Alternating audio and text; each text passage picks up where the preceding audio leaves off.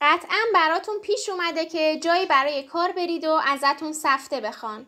میدونید که اگه سفته‌ای که به عنوان ضمانت حین انجام کار میدین درست تنظیم نشه، ممکنه مشکلات حقوقی بزرگی رو براتون پیش بیاره.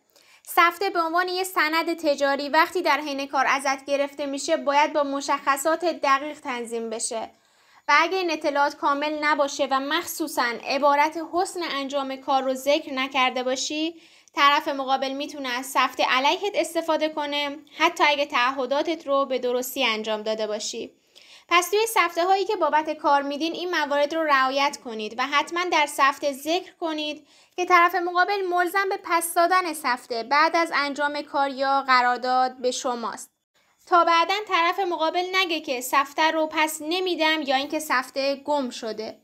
اگه میخوای یاد بگیری دقیقاً چطور سفته و متن پشت اون رو تنظیم کنی که خیالت توی محل کارت راحت باشه، حتما ویدئوی بلند منو ببین و کانالو دنبال کن.